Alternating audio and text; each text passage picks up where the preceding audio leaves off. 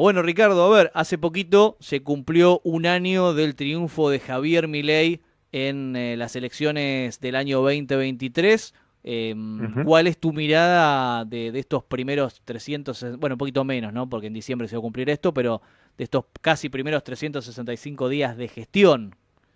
Y bueno, fue ayer mismo porque, digamos, las elecciones Claro, del año 2023 el tuvieron 19. tres etapas, la PASO primero en agosto, luego las generales, donde la fórmula de Javier Milei y Victoria Villarruel quedó para el balotaje junto con la de Massa, por supuesto, y bueno, el 19 de noviembre del 23 se produjo un resultado categórico importante, 56% contra 44%, y la realidad es que empieza a partir de esa fecha un país diferente que yo creo que la gente lo advierte y lo verifica en todos los sentidos, ¿no es cierto? Aquellos que naturalmente acompañamos las ideas del presidente, entendiendo que es el camino correcto, aquellos que a lo mejor todavía no pueden ver los beneficios de un plan de estabilidad como el que efectivamente lleva adelante, la doma de la inflación, la persecución a rajatabla en la corrupción del Estado y fundamentalmente esa tendencia argentina al gasto totalmente fuera de control que nos llevó lamentablemente a la pérdida de oportunidades y a 50 puntos de pobreza. Bueno, creo que ahora estamos caminando en el sentido contrario. Y en este año, digamos, algunas cosas que vos veas que tiene que ajustar el gobierno, que no te terminan de convencer, que hay que mejorar de cara a lo que viene. Siempre hay que mejorar porque, digamos, los aspectos del gobierno son múltiples, son variados, eh, tienen diferentes niveles de impacto y al mismo tiempo la realidad es que no todo llega de la misma forma y con la misma intensidad. Entonces, bueno, desde luego que el gobierno va haciendo sus operaciones desde el punto de vista económico, con mucho tino, con mucho acierto. Fíjate, por ejemplo, cómo ha ido evolucionando el tipo de cambio. En algún momento tuvimos un dólar que había llegado a los 1.300, 1.400 pesos. Estamos hablando del dólar libre, ¿no es cierto? El dólar blue Ujú. o las diferentes formas del dólar MEP o el dólar contado con liqui. Y hoy lo tenemos en un dólar que está por debajo de los 1.100 pesos. Eso implica que ha habido una apreciación fuerte del peso como moneda propia, que al mismo tiempo se compadece con otros valores de la macroeconomía que marcan una recuperación bien concreta, ¿no es cierto? O sea, menos de 800 puntos porcentuales de riesgo país. Tenemos que irnos a 3 o 4 años atrás para encontrar, y un poco más incluso, Ujú. valores similares, 2,7% de inflación en el mes de octubre.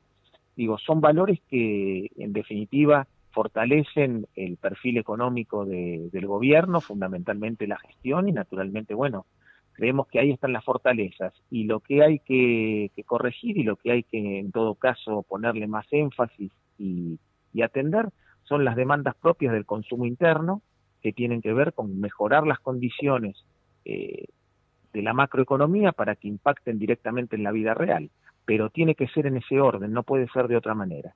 Si no tenemos ordenada la macro, lamentablemente no podemos apuntalar las cuestiones Y, cotidianas. Y se- bueno, y según creemos que en la doma de la inflación está la clave. claro, y según tu diagnóstico, todavía entonces está en el intento de acomodar la macro. En esto que vos decías, primero la macro y después eso va a llegar Y sí, al día a día del ciudadano.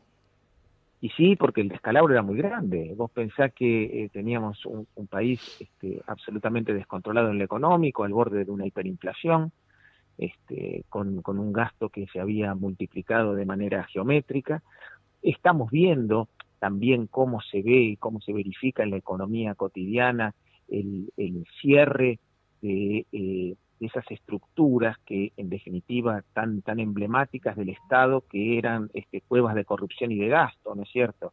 Y pasamos a lo mejor de mirar y poner el foco en el INADI, pero también vimos lo que pasó en Telan, y vimos cómo hay que ajustar las distintas empresas públicas que, digamos, le trasladaban permanentemente al contribuyente y al ciudadano indudablemente pérdidas cuantiosas que se expresaban, por supuesto, en déficit y fundamentalmente en un gasto desorbitante que lamentablemente terminaba impactando en lo que era la economía cotidiana, porque en definitiva la inflación es un fenómeno monetario.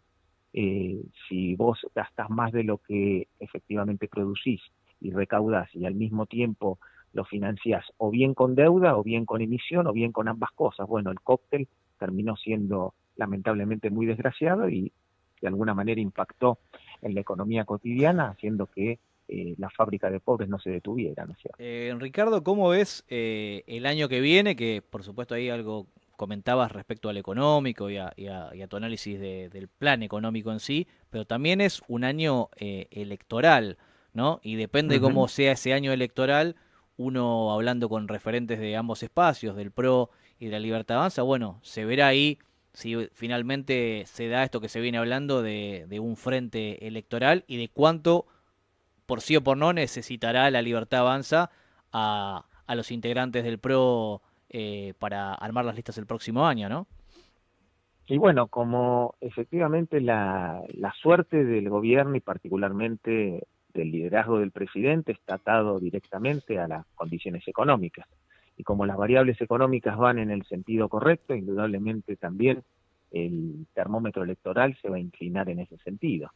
Después, cómo se acomodan las cuestiones político-partidarias y las políticas de alianzas que pueden llevarse adelante, en definitiva, con un sector que es afín, como puede ser el PRO o en sus diferentes variantes, el PRO, llamémosle de Macri, y el PRO Libertad, más alineado con Patricia Bullrich, que forma parte del gobierno por otro lado. Sí. Y está claro que son expresiones que tienen de alguna manera vasos comunicantes, se han expresado por supuesto también en diferentes instancias legislativas, donde los diputados y los senadores del PRO, también sus gobernadores, por supuesto, han acompañado las iniciativas del presidente, sobre todo en la ley bases y en otros aspectos fundamentales que han tenido que ver básicamente con el decurso legislativo del gobierno, y por otro lado, bueno, después lo que impacta en los distritos, que las cosas tienen que ser conversadas como corresponde en un ámbito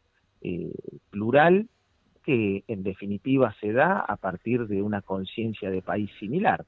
Después que hay diferencias y algún nivel de divergencias, y eso es lógico, pero no alarman a nadie, Eh, porque en definitiva si tuviéramos que trazar una línea divisoria, sí. digamos, tanto la gente del PRO como de la Libertad Avanza, más o menos quedamos del mismo lado. Después, en definitiva, hay que discutir cuestiones que ya son detalles, ¿no? Claro, bueno, hablando de esos detalles, ¿no? Estoy pensando en 3 de febrero, que es un distrito muy particular en ese sentido, porque hay Ujú, referentes de la Libertad Avanza, como sos vos, pero también ujú, hay un hombre fuerte de Patricia Bullrich y también muy cercano al presidente Milei, que es el intendente Diego claro. Valenzuela, ¿no? ¿Cómo imaginás Ujú. esas charlas para la legislativa del próximo año, ¿no? Digo, porque Con Valenzuela nos conocemos hace muchos años. sí, He sido parte de su gobierno, he sido funcionario de su gobierno, fui secretario de Cultura en la primera etapa del gobierno de Diego Valenzuela. y hoy hay diálogo. Luego la vida nos llevó por diferentes caminos, él Sí. continuó siendo intendente, yo terminé siendo el candidato a intendente de la Libertad Avanza en el año 2023, nos enfrentamos por partidos distintos Ujú. y naturalmente eso implica que diferencias existían y continúan existiendo, independientemente de que el intendente se acerque un poco más hoy día, por supuesto, a la Libertad Avanza. Pero es como te decía antes, si trazamos una línea divisoria, nos encuentra del mismo lado esa línea divisoria, no es que estamos en hemisferios distintos. Después, bueno, está claro que el proyecto que nosotros llevamos adelante en el año 2023 como candidatos de la Libertad Avanza tenía sensibles diferencias con el que el intendente representaba, en este caso en el punto original, cuando era el candidato de Horacio Rodríguez Larreta. Luego terminó siendo, por supuesto, el que acompañó a Patricia Bullrich, dado que Patricia había ganado la interna del PRO, ¿verdad? Pero Claro. bueno, las ideas que compartimos tienen que ver fundamentalmente con el crecimiento y el desarrollo de nuestra comunidad. Nosotros a lo mejor tenemos una visión mucho más profunda y vinculada también a la idea del presidente, a llevarla sin cortapisas hacia el distrito, o sea, una reducción drástica de impuestos, pero al mismo tiempo una reducción drástica de la planta política. Creemos que ahí hay una rémora. En ese aspecto el intendente puede hacer mucho todavía, si lo hace ahora mucho mejor, pero si no, lo tendremos que hacer quienes lo continuemos, ¿no es cierto? Digo, y esperamos hacer nosotros. Bien, ¿y hay diálogo de tu parte con el intendente de la actualidad o no? No he hablado en los últimos tiempos, pero seguramente ocurrirá porque en definitiva, eh, a ver, la gente del Pro Libertad está llegando, todavía no arribó del todo, pero sí hay Sí. distritos donde se comparten bloques de concejales, en la legislatura de la provincia de Buenos Aires hay también una identidad que se va acercando, y naturalmente en los distritos se irán conformando también las mesas políticas, los lugares apropiados para las discusiones, y se conversarán esas cuestiones. Y si no, la democracia tiene también elementos y formas para dirimir las diferencias, eso no asusta a nadie, todo lo contrario.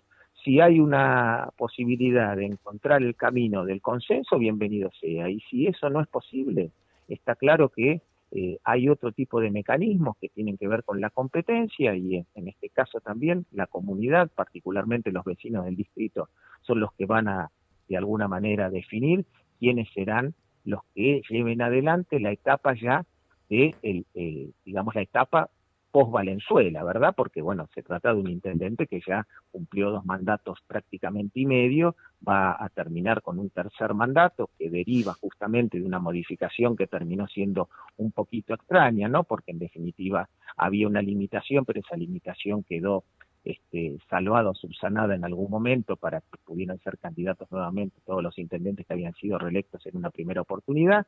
Y bueno, en esta etapa ya no puede ser de esa manera. Digo, y la vida tiene que continuar, y al mismo tiempo el distrito tiene que mejorar. Ricardo, muchas gracias. Un saludo grande. Un placer. Saludos.